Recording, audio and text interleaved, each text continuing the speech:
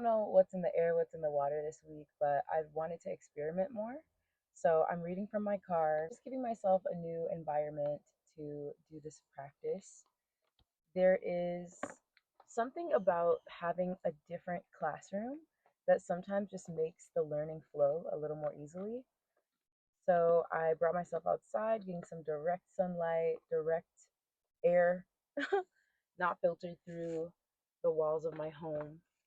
The top card is success. So, to help us gain clarity, we can focus on success. What is helping us be successful right now? Right now, not this year, not next year, right now. Because whatever's helping us be successful right now will very likely be the key to building upon success in 2026. It will very likely be the thing that we stay consistent with, and it leads us to something even more supportive, or it will be the thing that supports us throughout the year because it's the one thing that we have been struggling to actually just do. So for me, I know that is working out consistently. Girl, my thing is I gain weight in the places that I like. So when I gain weight, it kind of like I don't feel motivated to keep working out because I'm like, ooh, the ass is fatter, she's thick in the, you know what I'm saying? Thick in the right places. But I know that in order to be successful, I do need to have a consistent release practice. So, what's supporting us with our success and consistency is changes. We have to make changes. There's not really any way around doing better than making changes. If I'm going to be successful, I have to get comfortable with something uncharted, something I've never done, or something that I'm not always comfortable doing. Another change, right? Like, if you said you're not going to do something, stop making concessions and excuses for doing that thing. Come on. What are we doing? I need you. I need you to help me. I'm trying to do this, right? I'm going to make sure that I am honest and I have integrity with the choices that I make and with the changes that I commit to. And because I'm doing that, I expect and hope that you're doing the same, because the more that we do this together, the better we work as a whole. The moon represents it's kind of like a mirror to the earth.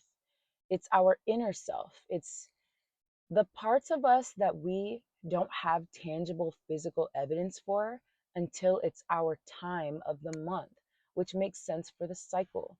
When women bleed, we see our insides on the outside. When we give birth, you know what I'm saying? And I said women, but women aren't the only folks who bleed or give birth. So when we, when we get hurt and we bleed, that's the one time that we see our vulnerability outside of our bodies.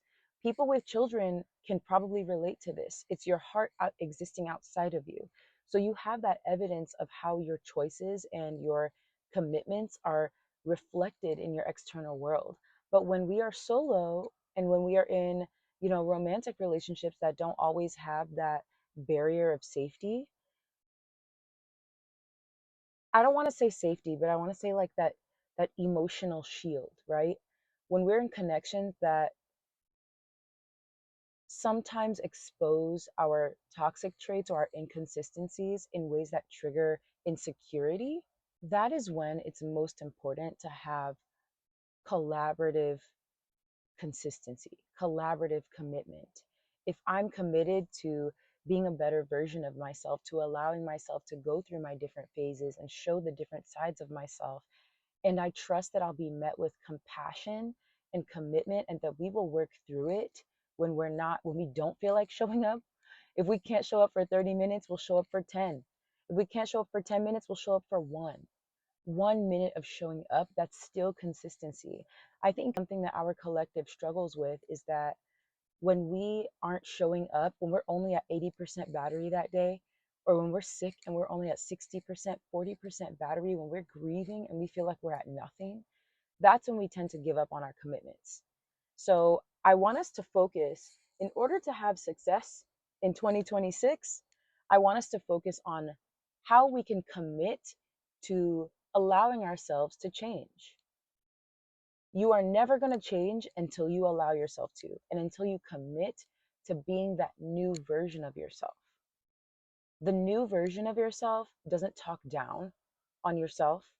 The new version of yourself doesn't overdo it, whether it's with smoking or hanging out with your loved ones, right?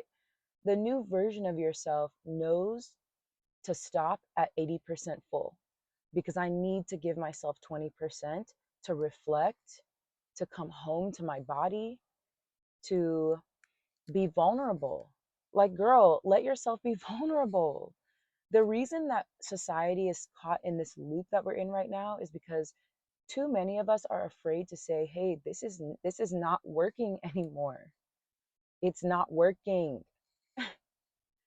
It's okay to say it's not working, because there is a solution that is in alignment with your highest good and with the highest good of everyone involved.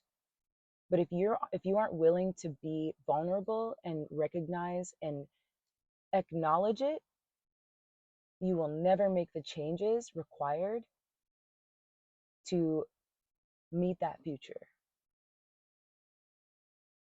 Let's get a final message. I want to know, this is a month of the year. I'm going to see, like, when can we start to notice, when can we expect to start noticing the changes that we've made, the positive impacts of the changes we've made if we start right now. Let's get a month of the year. If we start right now, if we commit now, when can we start to notice some of those changes? Okay, I'm not mad. I'm not mad. Because you know what? Ooh, this card says August.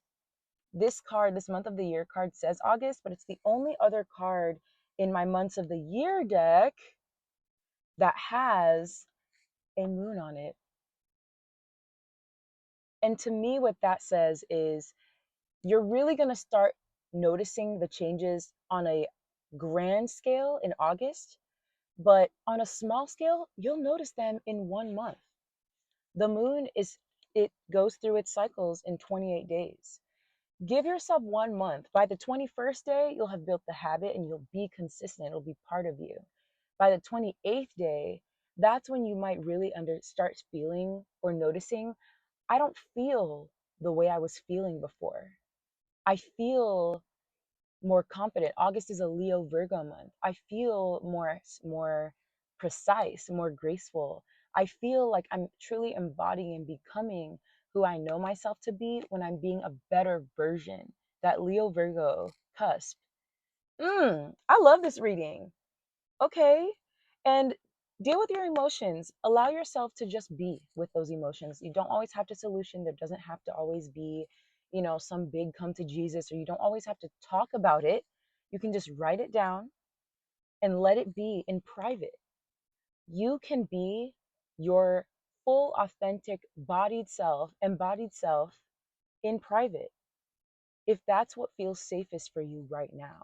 By August, though, just prepare yourself for a nice warm spotlight, because you're creating that for yourself. I wish you the absolute best. Thank you so much for receiving this reading. If it resonates for you, give it a like, comment, let me know, and Happy New Year. I can't wait to see you in 2026.